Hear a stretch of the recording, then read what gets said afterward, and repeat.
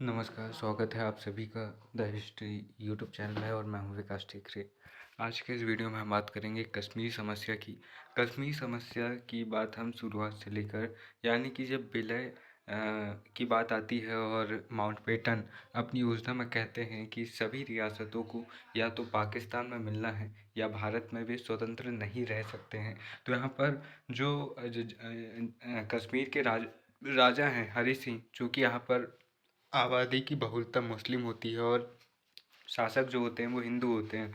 तो वो इस कश्मकश में होते हैं कि मैं भारत में मिलूँ या पाकिस्तान में मिलूँ।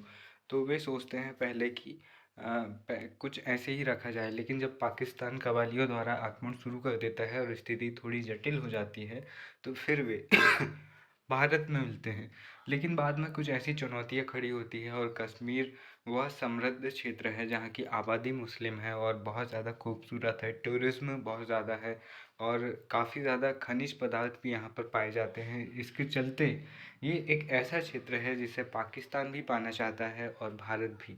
तो आइए हम यहाँ पर से शुरुआत करते हैं और समझने का प्रयास करते हैं। हालांकि शुरुआत में ही आप ये समझ लेंगे तो बेहतर होगा कि कश्मीर पूर्ण रूप से भारत का है, क्योंकि यहाँ के राजा ने इसकी सहमति दे दी कि भारत के साथ हमें मिलना है, इसलिए कश्मीर भारत का है। लेकिन पाकिस्तान ये सोचता है कि कैसे न कैसे हम कश्मीर को ले लें। तो आइए देखते हैं और वर्तमान तक की समस्याओं को हम समझने का प्रयास करेंगे। तो अगर आप एमए के विद्यार्थी हैं तो आप अपने सिलेबस के हिसाब से अपना मटेरियल निकाल सकते हैं, और अगर आप किसी कम्पिटिटिव एग्ज़ाम्स के विद्यार्थी हैं तो आप सभी को अच्छे से बेहतर तरीके से पढ़िए, अपने दिमाग में बैठाइए, ताकि किसी परीक्षा में अगर पूछा जाए कश्मीर समस्या से कोई प्रश्न तो आप आसानी से उसे हल कर सकें। कश्मीर की 3/4 आबादी मुस्लिम थी और शेष हिंदू थी, यानी कि शेष में 20% जो थी, 3/4 बोले तो 75% मुस्लिम थी, इसमें 20% हिंदू थी। यहाँ पर कितने हो गए, 95%, और बाकी में सिख बौद्ध जैसे अन्य धर्म के लोग हमें देखने को मिलते हैं। यहाँ के जो शासक थे वो थे सोहारा हरि सिंह, और लॉर्ड माउंटबेटन ने उन्हें यह सलाह दी कि हरि सिंह जनमत संग्रह, चुनाव या फिर प्रतिनिधि सार्वजनिक सभाओं के द्वारा अपनी प्रजा की इच्छा को जानकर किसी डोमिनियन में शामिल हो।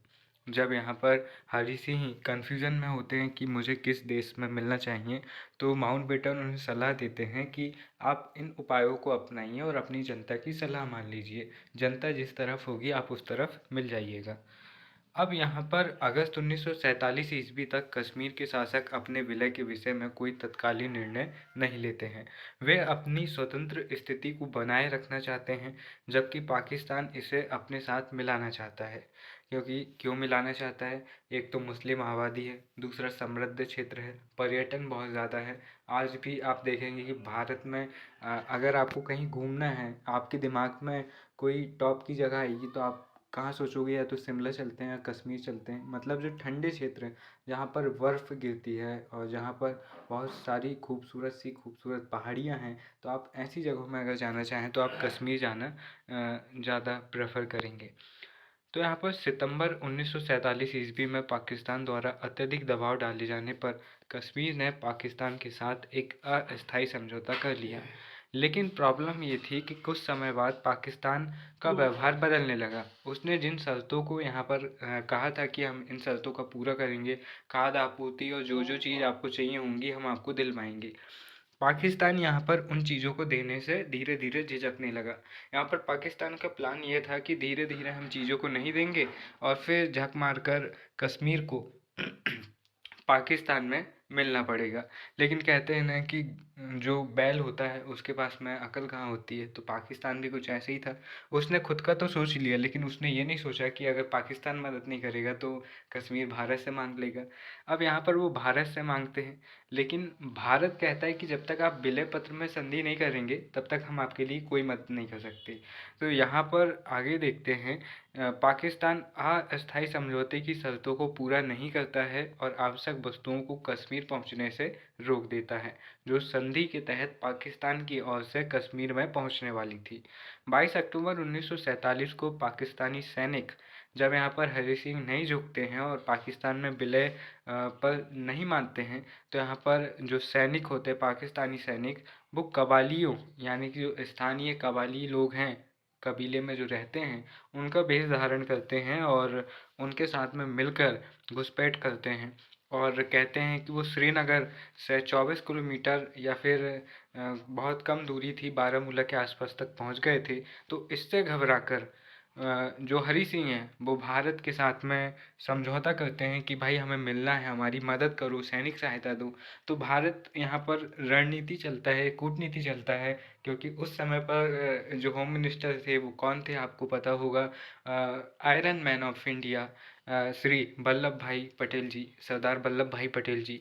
तो यहाँ पर वो ये कहते हैं कि भाई आप जब तक हमारा हिस्सा नहीं बनेंगे, जब तक आप भारत का अभिन्न अंग नहीं बनेंगे, तो हम आपकी मदद कैसे कर सकते हैं? अभी तो आप हमारे पड़ोसी राज्य हैं, आप भारत में शामिल हो जाइए, हम आपकी मदद कर देंगे। अगर आपने किसी ने सैम मानेकशॉ की पर जो मूवी आई थी अभी विकी कौशल की, वो देखी होगी, तो उसमें आपने देखा होगा कि अचानक से फिर हरी सिंह बोलते कि हाँ मैं करता हूँ। और जो सरदार पटेल होते हैं वो अपने सलाहकार बीपी मेनन जी को भेजते हैं सैम मानेकशॉ के साथ में इनसे बात करने के लिए। अब यहाँ पर हरी सिंह झिझकते हुए साइन कर देते हैं। अब टाइम बहुत कम बचता है और रात में इनको दिल्ली आके बताना होता है, क्योंकि उस समय पर ज़्यादा संचार की सुविधाएं तो थी नहीं, तो इन्हें बताना होता है। और प्रॉब्लम ये होती है कि जब तक वो डॉक्यूमेंट दिल्ली नहीं पहुंचेगा, तब तक भारत सरकार उनकी मदद नहीं करेगी। तो वहाँ पर ये बताया जाता है कि रनवे में उस टाइम पर उतनी लाइट की व्यवस्था नहीं होती थी, अब रात में प्लेन कैसे टेक ऑफ करेगा। तो सैम मानेकशॉ यहाँ पर अपना दिमाग लगाते हैं और रनवे की दोनों तरफ बहुत लंबी दूरी तक सैनिकों को खड़ा कर देते हैं मशाल लेकर, और कहते हैं कि वीपी मेनन साहब अब चले जाइए आप। फिर वीपी ने मेनन वहाँ पर कहते हैं कि मुझे अब समझ में आया है कि आपको मेरे साथ क्यों भेजा गया था। तो यहाँ पर बहुत ही ज़्यादा इंटरेस्टिंग तरीके से कश्मीर का विलय भारत में होता है। 22 अक्टूबर 1947 ईस्वी को पाकिस्तान यहाँ पर जो हमने देख लिया था, कश्मीर का भारत में विलय हो जाता है। शेख अब्दुल्ला जो कि इनके प्रधानमंत्री होते हैं, हरी सिंह जी के, उन्हें रियासत का प्रमुख बनाया जाता है। और आज भी हम देखेंगे कि जो वर्तमान में जो कश्मीर के मुख्यमंत्री हैं वो इनके ही बेटे या पोते हैं। नेशनल कॉन्फ्रेंस की ये बाद में स्थापना करते हैं, जिसकी अभी भी कश्मीर में पार्टी चल रही है और सरकार में है। उस समय कश्मीर के जो सीएम होते हैं वो मेहर चंद महाजन को बनाया जाता है। और यहाँ पर शेख अब्दुल्ला को रियासत का प्रमुख इसलिए बनाया जाता है क्योंकि शेख अब्दुल्ला शुरुआत से ही भारत में विलय के संबंध में अपने मत को, मतलब कि भारत विलय के पक्ष में ये होते हैं। तो अब यहाँ पर इसके बाद के पेजेस हम देखें तो यहाँ पर थोड़ा सा, यहाँ पर से सेकंड पेज, तो कुछ नहीं है, बस मैं आपको एक पॉडकास्ट की तरह पढ़कर सुना सकता हूँ, जो मेरी क्षमता होगी उस हिसाब से समझा सकता हूँ। अगर बस आप मुझसे क्या ले सकते हैं, आप मुझसे एक बहुत बेहतर कंटेंट ले सकते हैं, और अगर शायद आपको मेरी बातें समझ में आ जाए तो आप उन चीज़ों को समझ भी सकते हैं। अब यहाँ पर देखिए, 31 अक्टूबर 1947 ईस्वी को एक अस्थायी संकटकालीन शासन स्थापित किया गया, जिसके प्रधान के रूप में शेख अब्दुल्ला की नियुक्ति की जाती है, ताकि वो लोगों को ये समझा सके कि भारत के पक्ष में आपको रहना है। साथ ही साथ यहाँ पर कवालियों के खिलाफ भारतीय सेना आक्रमण शुरुआत कर देती है और बहुत सारे मोर्चों पर जीतने लगती है। लेकिन चूंकि भारत के हस्तक्षेप से पहले ही जो कवाली हैं वो कश्मीर के बहुत अंदर तक आ गए थे, राजधानी के बहुत करीब तक आ गए थे, इसलिए उनके पास में बहुत बड़ा क्षेत्र उनके पास में होता है। और यहाँ फिर अंग्रेज़ों की साजिश में भारतीय नेता फंस जाते हैं और जवाहरलाल नेहरू से वो भूल होती है, जिसके कारण आज भी कश्मीर समस्या बनी हुई है। और वही उनका एक निर्णय कश्मीर समस्या का मूल प्रस्ताव बनकर रह जाता है। अब यहाँ पर हालांकि हो सकता है कि नेहरू ना चाहते रहे हों, उनके कैबिनेट के मंत्रियों ने उन पर दबाव बनाया हो, नेहरू व्यक्तिगत तौर पर नहीं चाहते हों, उनके कैबिनेट की सलाह भी उन्होंने मांगी होगी, कैबिनेट वालों ने भी यही कहा होगा कि आप राष्ट्र संघ में चल जाओ। लेकिन हम नेहरू को सीधे दोष इसलिए देते हैं क्योंकि नेहरू इस समय पर प्रधानमंत्री थे। जाना है या नहीं जाना है, अंतिम निर्णय उनका है। तो यहाँ पर माउंटबेटन की सलाह पर, जो कि बहुत गलत साबित हुई, जिसके कारण कश्मीर समस्या आज भी जारी है, भारत सरकार कश्मीर समस्या को 30 दिसंबर 1947 ईस्वी को संयुक्त राष्ट्र सुरक्षा परिषद में भेजने को तैयार हो जाते हैं। संयुक्त राष्ट्र ने अगस्त 1948 ईस्वी में इस समस्या के समाधान के लिए 5 राष्ट्रों के सदस्यों की टीम बनाती है। इनमें कौन कौन से देश होते हैं? चेकोस्लोवाकिया, अर्जेंटीना, जहाँ से लियोनेल मेसी आते हैं, बेल्जियम, अमेरिका, अमेरिका में अपना भाई डोनाल्ड ट्रंप, कोलंबिया के सदस्यों की नियुक्ति कर स्थिति का अवलोकन कर समझौता करने के उद्देश्य से संयुक्त राष्ट्र आयोग की नियुक्ति की जाती है। संयुक्त राष्ट्र आयोग ने 13 अगस्त 1948 ईस्वी को भारत पाकिस्तान के बीच संधि का प्रस्ताव रखा। एक लंबी वार्ता के बाद दोनों पक्ष 31 दिसंबर 1948 ईस्वी को युद्ध विराम के लिए तैयार हो गए, जिसमें यह शर्त रखी गई कि कश्मीर के विलय का अंतिम फैसला जनमत संग्रह के रूप में किया जाएगा। यहाँ पर दो भूल भारत से हुई। पहली तो ये कि ये भारत का आपसी मामला था, उसका आंतरिक मामला था। इस मामले को लेकर उन्हें संयुक्त राष्ट्र संघ में नहीं जाना चाहिए था। संयुक्त राष्ट्र संघ के जाने से क्या हुआ कि उस समय पर ऐसा तो नहीं था कि भारत कोई सुपर पावर हो। उस समय पर भारत बन रहा था और अच्छे से भारत का संविधान तक घोषित नहीं हुआ था। अभी तक भारत सिर्फ आज़ाद हुआ था। तो भारत के ऊपर जो निर्णय थोपा जाता भारत को मानना पड़ता। भारत उस समय पर राजनीतिक स्थिति में कमजोर था। तो यहाँ पर इन्होंने कहा कि युद्ध विराम हो जाएगा, तो युद्ध विराम हो गया।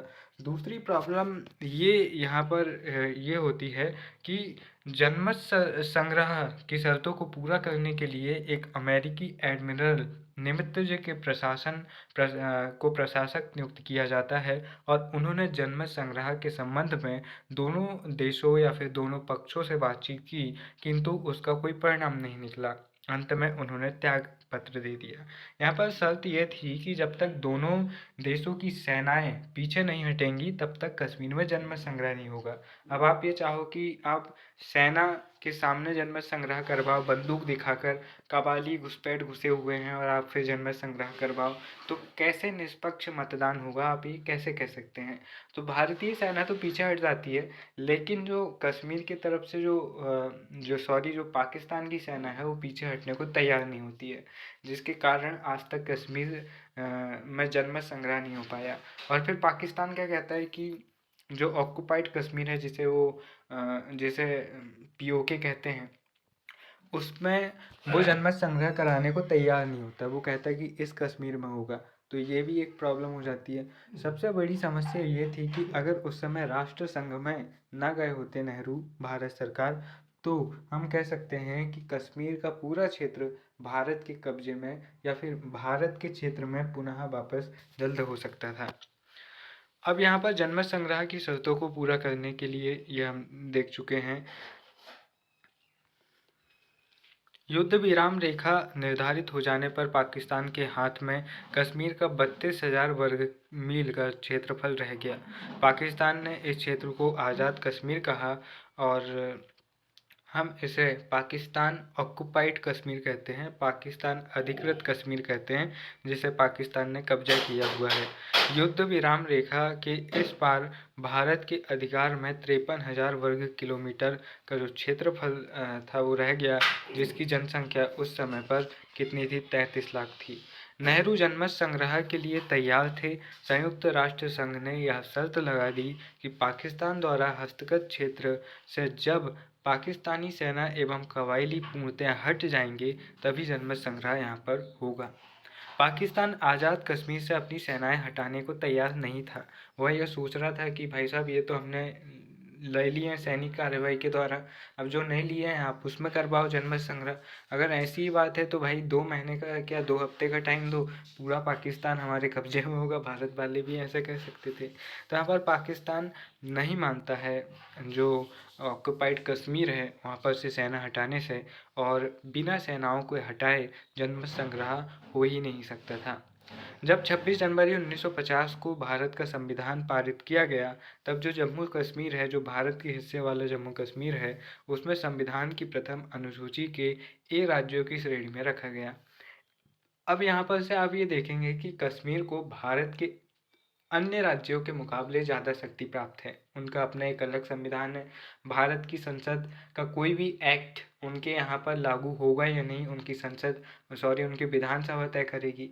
राष्ट्रपति की सलाह पर वो उस नियम कानून को मानने से इनकार भी कर सकते हैं, क्योंकि कश्मीर इस समय पर संवेदनशील क्षेत्र है, क्योंकि यहाँ पर ज़्यादातर मुस्लिम आबादी है और पाकिस्तान इन्हें भड़का सकता है, आतंकी गतिविधि हो सकती है।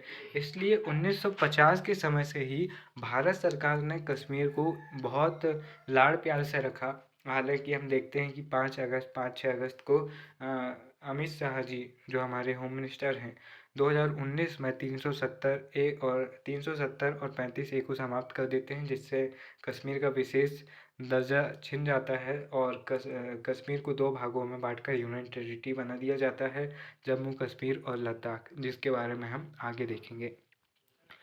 जम्मू कश्मीर के प्रधानमंत्री शेख अब्दुल्ला का कथन था कि जम्मू कश्मीर की संविधान सभा राज्य के संविधान का निर्माण करेगी। शेख अब्दुल्ला के इस कथन को तत्कालीन उप प्रधानमंत्री तथा गृह मंत्री सरदार वल्लभ भाई पटेल ने भी स्वीकार कर लिया था, क्योंकि इसके अलावा कोई विकल्प नहीं था। क्योंकि पाकिस्तान कश्मीर की एक ऐसी स्थिति थी कि उसे सिर्फ पाकिस्तान की सरकार को हाँ बस बोलना है, वो इतने गोला बारूद कश्मीर क्षेत्र में सप्लाई कर देगा कि भारत की सरकार को वहाँ पर से आतंकी गतिविधियों को समाप्त करने में बहुत ज़्यादा चुनौती होगी। आज भी हम पूरी तरह से जीरो टॉलरेंस या फिर यानी कि पूरी तरह से कश्मीर में आतंकी गतिविधियों को समाप्त नहीं कर पाए हैं। इसीलिए सरकार हर परिस्थिति में कश्मीर को एक ऐसा एहसास कराना चाहती थी कि हाँ आप हमारे साथ हैं, तो आपके पास में ये बेहतर सुविधाएं हैं। इसलिए उनकी हर बात यहाँ पर मानी जा रही थी। उनके ऊपर 370 लगाया गया और उससे उन्हें विशेष राज्य का दर्जा मिला। उनके पास क्या क्या अधिकार आए ये ध्यान से देखना। हालांकि 370 हट गया है, लेकिन फिर भी इससे जुड़े प्रश्न कॉम्पिटिटिव एग्जाम्स में पूछे जा सकते हैं। और अगर आप सिर्फ एमए के विद्यार्थी हैं और अगर आप सिर्फ इतना जानना चाह रहे थे कश्मीर का विलय, तो कश्मीर का विलय काफ़ी पहले हो चुका है, हमने नोट्स में पढ़ लिए हैं। अब हम आगे की प्रक्रिया देख रहे हैं कि विलय के बाद में उसके साथ कैसा व्यवहार किया जा रहा है। तो 370 की धाराओं में क्या क्या था? जम्मू कश्मीर भारत के राज्य क्षेत्र का भाग है, यानी कि जम्मू कश्मीर अब भारत का अभिन्न अंग होगा। भारतीय संविधान का कौन सा भाग जम्मू कश्मीर पर लागू होगा, इसका निर्णय राष्ट्रपति राज्य के परामर्श से करेंगे। राज्य पर संसद का विधायी प्राधिकार संघ और संबंधित सूची के तो यहाँ पर भारतीय संविधान का कौन सा भाग जम्मू कश्मीर पर लागू होगा, इसका निर्णय राष्ट्रपति राज्य सरकार के परामर्श से करेंगे। यानी कि अब यहाँ पर सीधे संसद अगर चाहे तो कोई कानून यहाँ पर लागू नहीं करा सकती थी। राज्य पर संसद का विधायी प्राधिकार संघ और संबंधित सूची के उन्हीं मदों तक सीमित रहेगा जो विलय पत्र में निर्दिष्ट है। यानी कि विलय पत्र में जो संबंधित सूची के विषय सरकार ने उन्हें दिए थे, उन्हीं विषयों तक ही सरकार वहाँ पर सीमित हो सकती है। उससे ज़्यादा केंद्र सरकार कश्मीर में दायरा नहीं बढ़ा सकती थी। यही कारण है कि कश्मीर में जो आतंकी गतिविधियाँ होती थी उन्हें रोकने में केंद्र सरकार को और भी ज़्यादा समस्याएं होती थी, क्योंकि कश्मीर की जो सरकार है भले ही वो भले ही वो पाकिस्तान को समर्थन ना कर रही हो, लेकिन उसके बावजूद जो प्रक्रिया होती थी, सीधा जो डायरेक्ट एक्शन संसद से लिया जा सकता था या फिर केंद्र सरकार से लिया जा सकता था, होम मिनिस्ट्री से लिया जा सकता था, वो नहीं लिया जा पा रहा था, जिसके चलते बहुत ज़्यादा समस्याएं बन रही थी। और हम देखते हैं कि 2019 से पहले जो आतंकी घटनाएं घटित होती थी उनकी संख्या काफ़ी ज़्यादा थी। अब यहाँ पर राष्ट्रपति राज्य की संविधान सभा की सिफारिश पर अनुच्छेद 370 को समाप्त कर सकता है। संविधान सभा कौन सी? जो जम्मू कश्मीर की संविधान सभा है उसकी सिफारिश पर, ठीक है। इसमें इसे समाप्त कर सकता है या फिर इसे संशोधित कर सकता है। संविधान तो यही प्रक्रिया अपनाई गई थी धारा 370 को समाप्त करने के लिए, इस मतलब कि थोड़ी अलग थी, जिसके बारे में हम आगे देखेंगे। संविधान सभा में यह घोषणा की गई कि जम्मू कश्मीर के भारत विलय के बावजूद राज्य का भावी संविधान तथा राज्य के भारत से संबंध उस राज्य की संविधान सभा द्वारा अवधारित किया जाएगा। 5 अगस्त 2019 को हम देखते हैं कि अ, धारा 370 और 35A को समाप्त कर दिया जाता है नरेंद्र मोदी सरकार में। और इस समय पर जो होम मिनिस्टर होते हैं वो कौन होते हैं? वो होते हैं भाई साहब हमारे अमित शाह जी। दोस्तों, भारतीय संविधान का जो प्रावधान जम्मू कश्मीर पर लागू होगा उसकी घोषणा राष्ट्रपति ने 1950 में की थी। इसमें यह प्रावधान किया गया था कि संसद प्रतिरक्षा, विदेश कार्य तथा संचार के विषय में जम्मू कश्मीर के संबंध में कानून बना सकती है। यानी कि संसद के पास में सिर्फ 3 ही मामले कौन कौन से हैं? प्रतिरक्षा, यानी कि जो विदेशी मामले, जो सैनिक मामले हैं उन पर केंद्र सरकार कानून बना सकती है। दूसरा, जो विदेशी मामले हैं, कश्मीर का पाकिस्तान के साथ में कैसे संबंध रहेगा, यानी कि कश्मीर अगर चाहे कि मैं अमेरिका के साथ में संबंध स्थापित कर लूँ, अपने हिसाब से अपना दूध भेज दूँ वहाँ पर, तो ऐसा नहीं होगा भाई साहब, क्योंकि तुम भारत के अंग हो। विदेश नीति वही लागू होगी जो भारत की विदेश नीति है, और विदेश नीति का जो फैलाव है, यानी कि कहाँ क्या होगा, ये डिसाइड करने का काम केंद्र का है, ना कि राज्य का। और तीसरा जो है वो संचार, कम्युनिकेशन, क्योंकि सैटेलाइट वगैरह तो केंद्र सरकार ही लॉन्च करेगी, राज्य सरकार तो नहीं कर पाएगी क्योंकि बहुत खर्चीला काम होता है। राज्य में संविधान निर्माण हेतु 1951 ईस्वी में जम्मू कश्मीर संविधान सभा की बैठक हुई। फरवरी 1951 ईस्वी को राज्य का विलय संविधान सभा द्वारा पुष्ट कर दिया गया। अब यहाँ पर ये मोस्ट आईएमपी पॉइंट है अगर आप कॉम्पिटिटिव एग्जाम्स की तैयारी भी कर रहे हैं तो, क्योंकि यहाँ पर हम ये देखते हैं कि अक्टूबर 1948 में हरि सिंह विलय पत्र में विलय पत्र में हस्ताक्षर करके भारत में विलय करवा देते हैं कश्मीर का। लेकिन कश्मीर के संविधान सभा द्वारा, हालांकि इनके विलय करने या इनके हाँ करने या ना करने से कोई फर्क नहीं पड़ता, लेकिन उसके बाद भी कश्मीर की संविधान सभा द्वारा भारत में कश्मीर के विलय की पुष्टि कब की गई? तो की गई 1951 ईस्वी में। 1951 में ही इनके संविधान सभा का निर्माण होता है। संविधान सभा यहाँ पर पुष्ट करती है विलय को, और 30 अक्टूबर 1951 ईस्वी से संविधान बनाने की ये कार्य शुरू करते हैं। यहाँ पर ये भारत का संविधान नहीं बना रहे, ये कश्मीर के अंतर्गत जो भी नियम कानून रहेंगे वो बनाने का काम कर रहे हैं। क्योंकि हम देख चुके हैं कि सिर्फ संचार, प्रतिरक्षा और विदेश मामले में यहाँ पर नियम केंद्र के लागू होंगे, बाकी जितने भी नियम कानून होंगे वो सब तो इन्हें ही लागू करना पड़ेगा। तो क्या आसमान से टपक जाएंगे? नहीं, वो इन्हें बनाना पड़ेगा। तो यहाँ पर वो बनाने की प्रक्रिया शुरू करते हैं। 30 अक्टूबर 1951 से शुरू बैठक के बाद संविधान सभा ने नवंबर 1951 ईस्वी में जम्मू कश्मीर संविधान संशोधन अधिनियम पारित कर दिया। उसके बाद जून 1952 में दिल्ली में भारत सरकार तथा जम्मू कश्मीर के राज्य के बीच एक समझौता होता है, जिसमें जम्मू कश्मीर राज्य का संविधान सभा के लंबित रहने पर कुछ विषयों पर संघ को अधिकारिता प्रदान की गई। बाद में राष्ट्रपति ने राज्य से परामर्श करके संविधान जो कि जम्मू कश्मीर को लागू होना था, आदेश 1954 ईस्वी में जारी किया, जो 14 मई 1954 को लागू हुआ।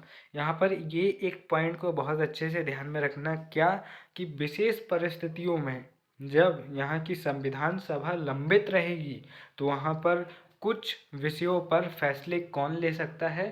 संसद ले सकती है। यानी कि उन 3 विषयों, प्रतिरक्षा, विदेश मामले, संचार, उन तीनों के मामले के अलावा अगर यहाँ की संसद लंबित है तो उसके फैसले कौन कर सकता है? केंद्र सरकार। 370 को हटाने में एक महत्वपूर्ण भूमिका निभाती है, क्योंकि यहाँ पर राष्ट्रपति शासन लग जाता है तो फिर वहाँ पर जो संविधान सभा रहती है वो भंग हो जाती है, तो फैसले कौन करती है? संसद करती है। और भी हम इसे और डिटेल में आगे जाकर पढ़ेंगे। अक्टूबर 1956 ईस्वी में संविधान सभा ने राज्य का स्थायी संविधान बनाने के लिए अनेक समितियां गठित की। संविधान की प्रारूप समिति ने संविधान का प्रारूप पेश किया, जिसे विचार विमर्श के बाद 17 नवंबर 1956 को अंतिम रूप से स्वीकार कर लिया गया, और 26 जनवरी 1957 ईस्वी को लागू हो जाने के बाद संविधान सभा ने अपने आप को भंग कर लिया। 26 जुलाई 1957 ईस्वी को बख्शी गुलाम मोहम्मद को जम्मू कश्मीर का प्रधानमंत्री यानी कि वज़ीर आज़म घोषित किया गया। और इसी के साथ में जो हरि सिंह के छोकरे थे, बेटे थे उनके, उन्हें कर्ण, जिनका नाम कर्ण सिंह था, उन्हें सदर ये रियासत यानी कि राष्ट्रपति चुना गया। अब यहाँ पर ये भी ध्यान में रख लेना कि पाकिस्तान भी बहुत चुलबुली कर रेला इस टाइम पे। उसने जो हड़पा है कश्मीर का क्षेत्र, वहाँ पर उसने बाकायदा एक राज्य बना लिया है और उस राज्य की राजधानी मुजफ्फराबाद को उसने बना लिया है, जो अभी भी है। 24 जनवरी 1957 ईस्वी को पाकिस्तान ने सुरक्षा परिषद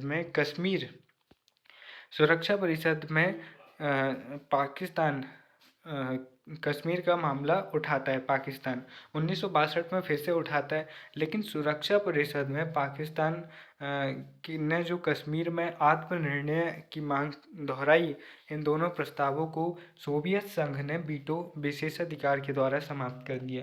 अब ये वीटो क्या होता है, तो जो संयुक्त राष्ट्र संघ के जो प्रमुख परमानेंट मेंबर है, जो 5 है शायद, जिनमें चीन है, रूस है, अंग्रेज यानी कि ब्रिटेन है, फ्रांस है और अमेरिका है। ये 5 है इसमें।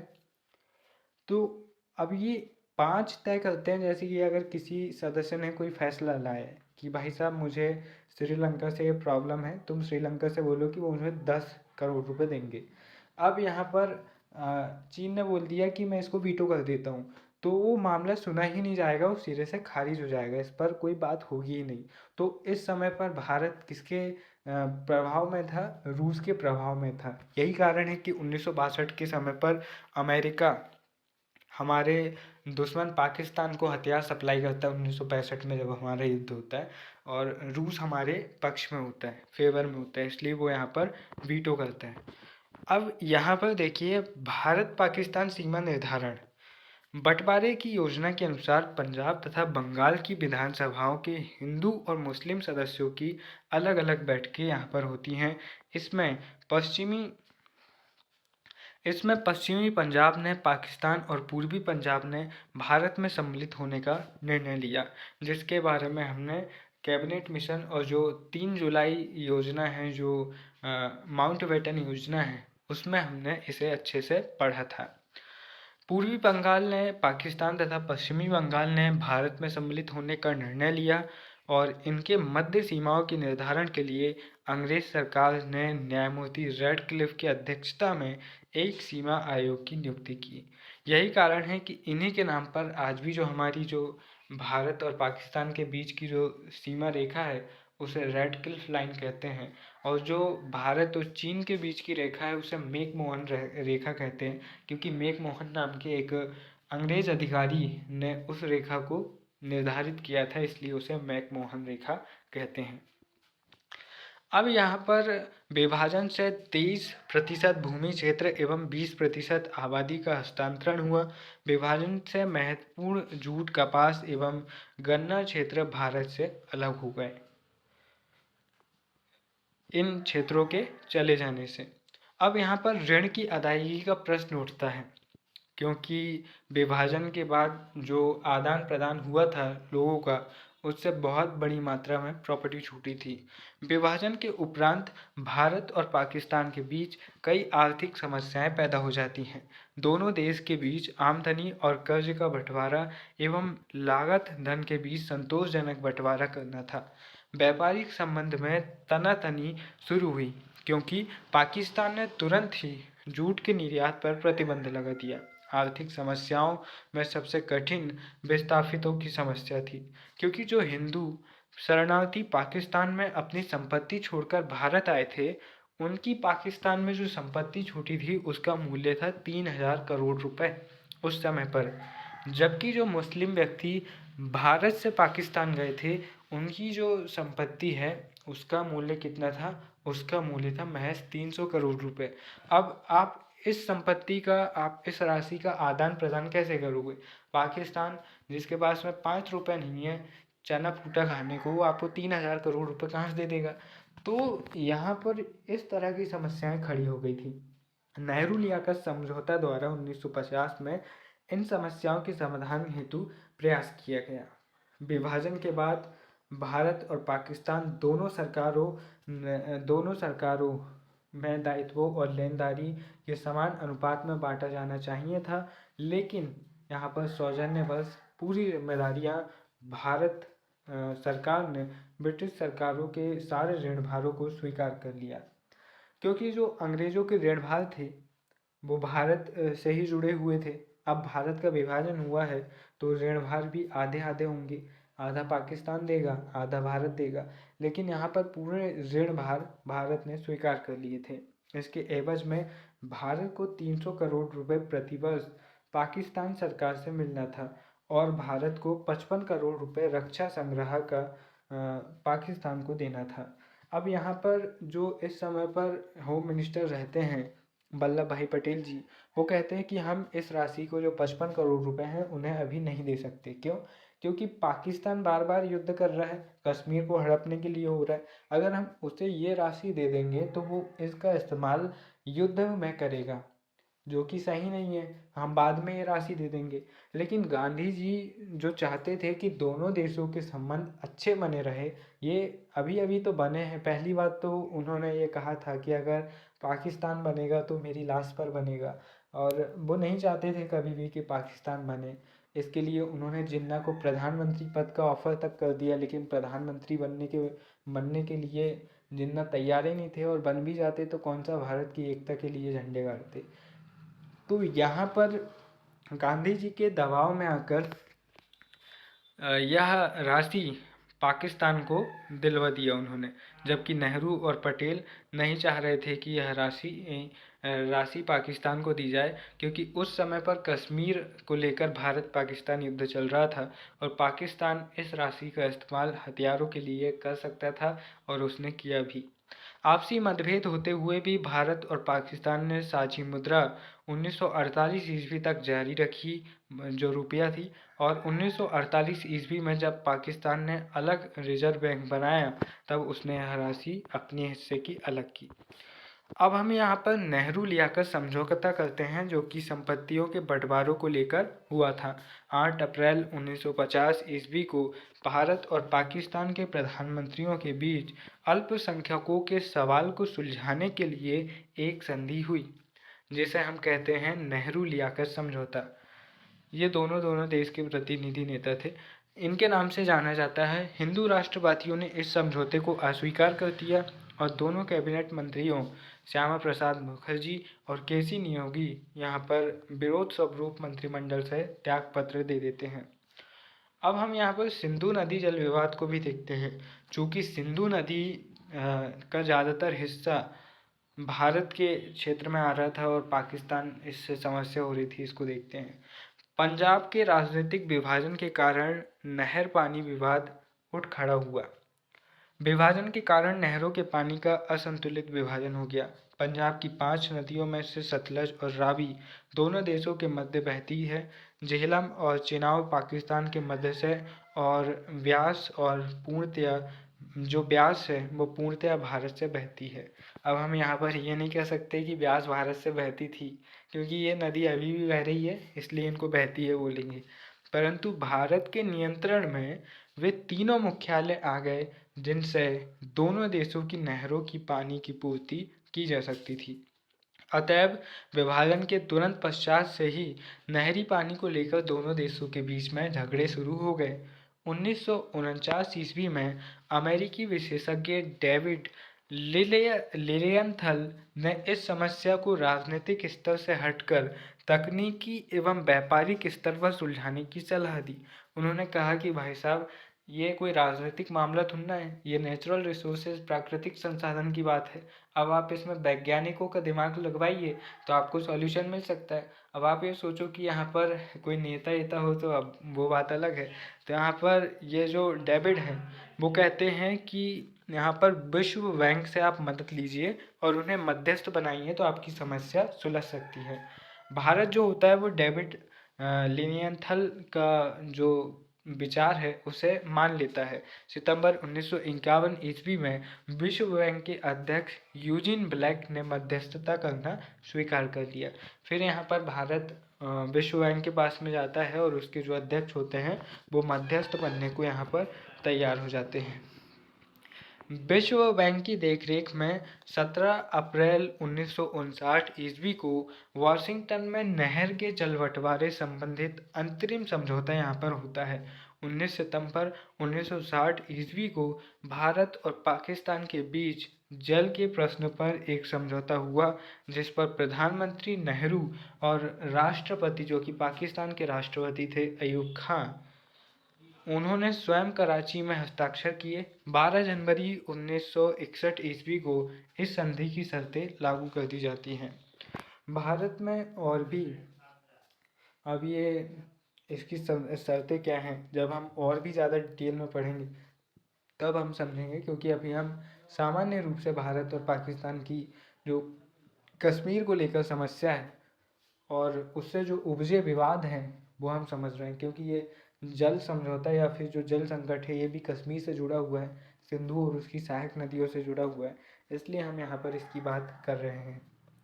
भारत और पाकिस्तान के बीच जो अन्य विवाद हैं उनको भी देख लेते हैं। तुलबुल तुलबुल नौवहन परियोजना विवाद है। भारत ने कश्मीर में बुलर झील, अब यहाँ पर भारत क्या करता है कि परिवहन के हिसाब से बुलर झील और सोपोर, बुलर झील में यहाँ पर नौ परिवहन की शुरुआत कर देते हैं, ताकि सोपोर कस्बे के बीच में, बुलर झील और सोपोर कस्बे के बीच में परिवहन बन जाए और लोगों को समस्या न बने। 1984 में इस परियोजना का कार्य प्रारंभ होता है। पाकिस्तान यहाँ पर सोचता है कि भाई साहब ये तुम कश्मीर में डेवलपमेंट कैसे कर सकते हो, तुम कश्मीर को कंगाल रखोगे तभी तो कश्मीर हमारे तरफ आएगा। लेकिन पाकिस्तान का दुर्भाग्य ये है कि वो भारत का बुरा सोचने के चक्कर में कभी खुद का भी अच्छा नहीं कर पाया और वह बहुत पीछे रह गया। अब पाकिस्तान की हालत तो भाई साहब छोटे से छोटे देश नेपाल से भी खराब हालत हम पाकिस्तान की कह सकते हैं। नेपाल की अर्थव्यवस्था तो वैसे काफ़ी अच्छी ही है। पाकिस्तान ने इस सिंधु समझौते का उल्लंघन मानते हुए जो भारत ये काम कर रहा था इस पर आपत्ति दर्ज कर दी और संयुक्त राष्ट्र पहुंच गया। भारत ने 1937 में संयुक्त राष्ट्र के दबाव में आकर इस निर्माण कार्य को रोक दिया। द्विपक्षीय वार्ता के मध्यस्थ तथा विश्व बैंक के प्रतिनिधि रेमंड लाफांते ने 12 फरवरी 2007 को दिए गए अपने फैसले में बगलिहार परियोजना, जो टोडा जिले की चिनाव नदी पर चल रही थी, उसकी ऊंचाई को 1.5 मीटर मतलब 1.5 मीटर घटाकर 144.5 मीटर करने की अनुशंसा की। इससे जो विद्युत उत्पादन क्षमता होगी वो 900 मेगावाट तक रहेगी। सियाचिन ग्लेशियर विवाद भी एक प्रमुख विवाद है। अक्साई चीन क्षेत्र और काराकोरम राजमार्ग के पास स्थित होने के कारण एवं अन्य सामरिक महत्व के कारण पाकिस्तान की रुचि इस क्षेत्र में रही है। 1974 से ही पाकिस्तान सियाचिन के क्षेत्र में घुसपैठ करने का प्रयास करता रहा है, क्योंकि सियाचिन एक बहुत महत्वपूर्ण ग्लेशियर क्षेत्र है। 1984 ईस्वी में भारत ने वहाँ पर ऑपरेशन मेघदूत चलाया और जो 1999 का जो वो तो नहीं है, जब पाकिस्तान ने वहाँ पर घुसपैठ की, जब वहाँ पर मेघदूत ऑपरेशन कब चलाया, जब पाकिस्तान ने वहाँ पर घुसपैठ करने का प्रयास किया। काराकोरम पर्वत पर स्थित यह विश्व का सबसे ऊंचा युद्ध स्थल सामरिक क्षेत्र है, जहाँ भारत को प्रतिदिन 2 करोड़ रुपए से ज़्यादा खर्च करना पड़ता है। क्यों? ताकि वो भारत का क्षेत्र पाकिस्तान की बुरी नज़र से बचा सके। अतः भारत सियाचिन के क्षेत्र को विसैन्यीकृत करने पर बल देता रहा है। भारत इस क्षेत्र में सैटेलाइट का भी प्रयोग कर रहा है। अब एक महत्वपूर्ण विवाद हम देखते हैं, सर क्रीक विवाद। तो सर क्रीक यह एक क्षेत्र है कच्चे की खाड़ी में, जो क्या है गुजरात का कुछ क्षेत्र पाकिस्तान से लगता है समुद्री वाला। तो वहाँ पर पाकिस्तान के क्षेत्र और जो भारत का गुजरात है, अरब सागर बोले तो, उस क्षेत्र में एक क्षेत्र है सर क्रीक एरिया, और यहाँ पर बहुत ज़्यादा मछलियाँ पाई जाती है और जिसके चलते मछुआरे यहाँ पर, अब ये मछलियाँ पाई जाती है तो भाई साहब व्यापार का मामला हो गया और इससे बहुत ज़्यादा धन भी मिलता है। तो सर क्रीक कच्छ की खाड़ी के पास स्थित 96 किलोमीटर लंबा ज्वारनदमुख, जो मत्स्य संसाधन की दृष्टि से महत्वपूर्ण एक अनन्य आर्थिक क्षेत्र यानी कि एक्सक्लूसिव इकोनॉमिक जोन है। इसके 67 स्तंभों पर भारत का अधिकार है। इस मुद्दे को लेकर भारत और पाकिस्तान के मध्य 1967 ईस्वी में युद्ध हो चुका है। संयुक्त राष्ट्र संघ ने कहा है कि यदि यह विवाद 2012 तक नहीं सुलझा तो इसे अंतर्राष्ट्रीय जल क्षेत्र घोषित कर दिया जाएगा। हालांकि विवाद का समाधान हुआ या नहीं, ये तब समझा जाएगा जब 370 को लेकर प्रॉपर एक बहुत ज़्यादा डिटेलिंग वीडियो आएगा। हालांकि उसकी ज़रूरत है नहीं। अगर ये कश्मीर समस्या आपके टॉपिक में है तो काफ़ी पहले ही हरि सिंह के बेला पत्र में हस्ताक्षर के साथ वो समाप्त हो गई। लेकिन अगर नेहरू लिया का समझौता अगर आपको पढ़ना है, सिंधु जल विवाद आपको समझना है, आपको समझना है सर क्रीक विवाद क्या है। सर क्रीक विवाद आपको जैसे ही समझ में आएगा आप सोचेंगे कि कोई अंग्रेज़ अधिकारी है। आपको क्या पता है कि सर क्रीक एक क्षेत्र है जिसका काफ़ी बड़ा हिस्सा भारत के पास है और बहुत कम हिस्सा पाकिस्तान के पास है। तो इस तरह से हमने कश्मीर की समस्या को समझने का प्रयास किया और मुझे उम्मीद है कि इस वीडियो से आपने कुछ बेहतर सीखा होगा। और वीडियो के अंत में मैं ये तो नहीं कहूँगा कि आप चैनल को सब्सक्राइब कीजिए, लाइक कीजिए, शेयर कीजिए, क्योंकि मुझे इस बात से कोई फ़र्क नहीं पड़ता है, क्योंकि मैं प्रॉपर कोई यूट्यूबर नहीं हूँ कि कहीं से भी कुछ भी मटेरियल उठाऊँ और व्यूज़ या फिर लोगों को जोड़ने के चक्कर में करता रहूँ। मेरा बस इतना उद्देश्य है कि अगर मैं कहीं से महंगी कोचिंग ले रहा हूँ, कोई पेड क्लासेस ले रहा हूँ, तो उसके नोट्स मैं क्या करूँगा बाद में? मैं किसी एक बच्चे को दे दूँगा या फिर वो पड़े रहेंगे। लेकिन अगर मैं उन नोट्स के ज़रिए जो अलग अलग मैं किताबें पढ़ता हूँ, जो मेरी पेड क्लासेस हैं, उन नोट्स को अगर मैं सही तरीके से इस्तेमाल करके यूट्यूब में डालता हूँ तो बहुत सारे लोगों का फ़ायदा होगा। और फिर लाइक, शेयर, सब्सक्राइबर, व्यूज़ वो तो आते ही रहते हैं, उसको उसकी ज़रूरत किसको नहीं रहती है। लेकिन मेरा जो मेन पर्पस है वो आपकी मदद करना है। तो फिर मिलेंगे अपने किसी और वीडियो में। तब तक के लिए नमस्कार, जय हिंद।